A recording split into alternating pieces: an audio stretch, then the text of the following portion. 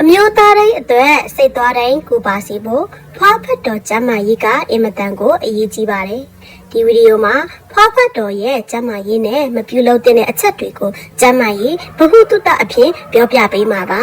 ။အားလုံးပဲမင်္ဂလာပါရှင်။ညီမရဲ့ Snow Channel ကနေပြန်လည်ကြိုဆိုလိုက်ပါတယ်။ဒီနေ့မှာတော့ညီမ Channel ရဲ့ကျမ်းမာရေးပညာပေးကဏ္ဍအတွက်ရေးချယ်ထားတဲ့အကြောင်းအရာကတော့ဖွားဖတ်တော်ရဲ့ကျမ်းမာရေးအကြောင်းပဲဖြစ်ပါတယ်။ဒီအကြောင်းကအမျိုးသားတိုင်းမဖြစ်မနေသိထားရမယ့်အကြောင်းပါအမျိုးသားအများစုရဲ့စိတ်ထဲမှာလွှဲမှားနေတဲ့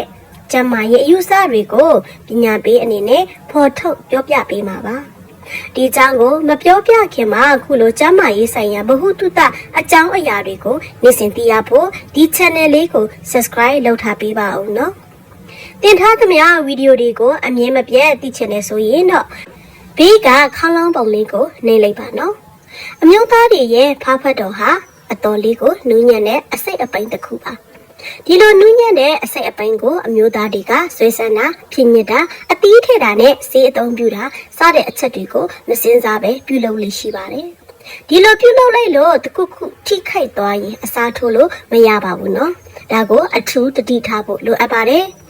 တတိပြုရမယ့်ပထမအချက်ကတော့အလွန်အကျွံဆွဲဆန့်ခြင်းမပြုလုပ်ရပါဘူးအမျိုးသားအများစုကတယောက်နဲ့တယောက်အတူရှိကြိုင်ဆိုင်လိရှိကြပါတယ်။နောက်ပြီးသူတို့ရဲ့စိတ်ထဲမှာရှည်တဲ့သူကဒါပိုပြီးစွမ်းဆောင်နိုင်တယ်လို့ထင်နေတဲ့အချက်ပါ။ဒီယူဆတွေကမှားယွင်းပါတယ်။ဖောက်ဖက်တော့အတူအရှိကွာခြားချက်ဟာကိုယ့်အဖော်ရဲ့စိတ်ကျဉ်နှံ့မှုနဲ့မသက်ဆိုင်ပါဘူးလို့စေသိပ္ပံပညာရှင်တွေကမချက်ပြုထားပါတယ်။ဒါကြောင့်ပူရှိစေဖို့ဆွဲဆန္ဒတွေကိုအလွန်မကျွံမပြုတ်လို့ဖို့တတိပေးချင်ပါတယ်တကယ်လို့ထောင်မှတ်နေတဲ့အချိန်မှာ3လက်မအထက်ရှိနေမယ်ဆိုရင်ဒါဟာတာမန်အနေအထားဖြစ်ပြီးစိတ်ပူပင်စရာမလိုအပ်ပါဘူးလို့ဆရာဝန်တွေကပြောဆိုထားပါတယ်နောက်တစ်ချက်ကတော့ဆေးပေးခြင်းပါတချို့အမျိုးသားတွေကဒီကိစ္စတွေမှာအင်မတန်ကိုစ조사လေးရှိပါတယ်ဒါကြောင့်သူတို့ဟာဖွားဖတ်တော်ကြီးမားလာစေဖို့ဆေးတောက်တာနဲ့ဆေးထိုးတာတွေကိုပြုလုပ်လေးရှိကြပါတယ်ဒါကလည်းဘေးထွက်အဆိုးကျိုးတွေအင်မတန်များလို့မလုပ်သင့်ပါဘူးနော်တောက်ဆေးတွေကခန္ဓာကိုယ်ထဲကဟော်မုန်းတွေကိုအစမတန်လုံစွန်တက်တာကြောင့်နှလုံးကျန်းမာရေးကိုထိခိုက်ပျက်စီးစေပါတယ်ထိုးဆေးတွေကတော့ပိုပြီးဆိုးပါတယ်အခက်မသိရင်သွေးကြောတွေထိခိုက်တက်ပြီးအနေအထားပျက်စီးသွားစေနိုင်ပါတယ်အနာတွေဖြစ်တတ်ပါတယ်ဒါကြောင့်ဒီလိုမျိုးတွေလုပ်မယ်ဆိုရင်ဆရာဝန်တွေနဲ့တိုင်ပင်ပြီးတေချာယူဆိုင်ပါတန်ရှင်းရင်လုပ်ခြင်းဖောက်ဖတ်တော်ကိုတန်ရှင်းရင်လုပ်တဲ့အခါမှာလည်းမာယွင်းနေတဲ့အချက်တွေရှိပါတယ်အမျိုးသားအများစုကအဖော်နဲ့ကိစ္စပြီးသွားတဲ့အခါဒါမှမဟုတ်တကူရဲ့အာသာဖြည့်ပြီးတဲ့အခါမှာဖောက်ဖတ်တော်ကိုတီရှူနဲ့တုပ်တာဒါမှမဟုတ်တချို့ဆိုရင်ဘောင်းပြီးပစုံစတာတွေနဲ့အလွယ်တကူတုပ်တတ်ပါတယ်ဒါဟာမာယွင်းတဲ့အလေးအထားပါနော်ဒီလိုမလုပ်ရပါဘူးဒီလိုလုပ်တဲ့အခါမှာအညစ်အကြေးနဲ့ပိုးမွားတွေကကတ်နေတတ်ပြီးအထဲကိုဝင်သွားတတ်ပါတယ်ဒါမှမဟုတ်အရည်ပြားပေါ်မှာစုနေတတ်ပြီးအနာဖြစ်တတ်ပါတယ်ဒါကြောင့်ဒီလိုကိစ္စတွေပြီးတဲ့အခါမှာရေနဲ့တန့်ရှင်းစွာဆေးပေးဖို့လိုအပ်ပါတယ်ဒီလိုရေစီးတဲ့အခါတချို့အမျိုးသားတွေကအသက်အရှင်ကျိတ်သက်တာကြောင့်ဈေးကြီးပေးရတဲ့အကောင်းစားဆက်ပြာတွေကိုတုံ့တက်ကြပါတယ်ဒီလိုဈေးကြီးတဲ့ဆက်ပြာတွေဟာပိုတက်စီနဲ့တခြားဓာတုပစ္စည်းတွေပါဝင်မှုများတာကြောင့်ဖွားဖတ်တော်ရဲ့အရည်ပြားကိုထိခိုက်စေပါတယ်။ရရန်ချင်းအရည်ပြား၆တွေ့ခြင်းနဲ့အဖုအပိတ်ထွက်ခြင်းတွေဖြစ်တတ်စေပါတယ်။ဒါကြောင့်တာမန်ရေချိုးဆက်ပြာကိုဒါသုံးပေးပါ။နောက်ပြီးမကြာခဏစီးကြောခြင်းကိုလည်းမပြုလုပ်ရပါဘူးနော်။ပုံမှန်အားဖြင့်ရေချိုးပြီးတဲ့အခါစီးကြောခြင်းနဲ့တိစပြီးတဲ့အခါစီးကြောရင်လုံလောက်ပါတယ်။ဖောက်ဖက်တော်ဟာအမျိုးသားတွေအတွက်အနူးညံ့ဆုံးအစိတ်အပိုင်းဖြစ်တာကြောင့်မကြာခဏစီးကြောခြင်းကအရည်ပြားတွေကိုနာကျင်စေပြီးပူးပေတာတွေဖြစ်စေတတ်ပါတယ်။နောက်တစ်ချက်ကတော့အောက်ခံပေါင်းမီကိုတင်းကျပ်စွာမဝတ်ရပါဘူးနော်။တင်းကျပ်စွာဝတ်ခြင်းက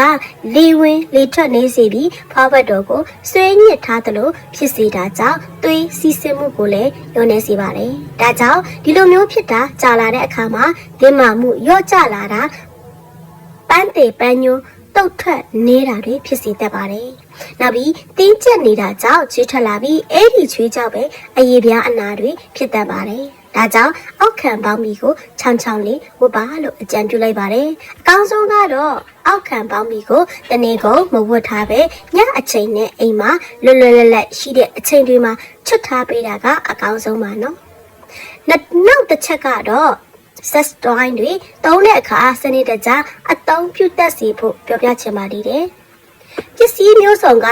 ပေါ်လာပါတယ်အမျိုးသားတွေတက်လဲဒီလိုပစ္စည်းတွေကအလွယ်တကူဝယ်လို့ရနေပါပြီဒါကြောင့်အမျိုးသားတွေကဒီလိုပစ္စည်းတွေကိုရည်ရွယ်ချက်မျိုးစုံနဲ့အသုံးပြုလာကြပါတယ်ဒီနေရာမှာအထူးတတိထားဖို့ကဒီပစ္စည်းတွေကိုမျှဝေမသုံးဆွဲရပါဘူးနော်ဒါကိုအထူးတတိထားရပါမယ်ဒီလိုမျှဝေသုံးဆွဲမယ်ဆိုရင်ကူးစက်ယောဂနဲ့အရေပြားယောဂတွေကိုဖြစ်စေတတ်ပါတယ်တယောက်တည်းသုံးနေဆိုရင်တော့တစ်ခါသုံးပြီးရင်တစ်ခါတန်ရှင်းရေးလုပ်ပါပြီးရင်6သွေးအောင်ထားပါဒီမှာတေချာစွာတင်ထားပေးရပါမယ်အသုံးပြုတဲ့အခါမှာလည်းတေချာယူဆိုင်ပြီးသုံးပါအရေးကြီးတဲ့အချက်ကတော့အသုံးပြုတာနီးလန်းမှန်ဖို့နဲ့အကျင့်ရည်အများကြီးဆက်သိမ်းမသုံးစေဖို့တတိပေးပါရစေရှင်နောက်ဆုံးတစ်ချက်ကတော့ဖွားဖတ်တော်ကိုထူးထူးဆန်းဆန်းတွေမလုပ်ဖို့ပါကဘာပေါ်ကစီယုံတွေရဲ့မှတ်တမ်းတွေအရဖွားဖတ်တော်ကိုမဟုတ်မမှန်နီးလန်းတွေနဲ့ပြုလုပ်တာကြောင့်စီယုံရောက်ရတဲ့လူဦးရေကတစ်နှစ်ထက်တစ်နှစ်တိုးလာတယ်လို့မှတ်တမ်းတင်ထားပါတယ်။ဒါကြောင့်ဒီလိုမျိုးတွေမလုပ်ကြဖို့လဲတတိပေးချင်ပါတယ်။ဥပမာဖွားဖတ်တော်ကိုပလင်းသေးထည့်တာတွေနဲ့တွေ့တဲ့အပေါက်တဲ့စွတ်လိုက်တာတွေနဲ့တခြားမလိုလားအပ်တာတွေမလုပ်ကြဖို့တတိပေးလိုက်ပါရစေရှင်။ဒီနေ့ရဲ့အကြောင်းအရာကတော့ဒီလောက်ပါပဲနော်နောက်ထပ်ခုလိုကျမ်းမာရေးဗဟုသုတဆိုင်ရာတွေကိုမျှဝေပေးမှာဖြစ်လို့စောင့်မျှော်အားပေးကြပါအောင်ရှင်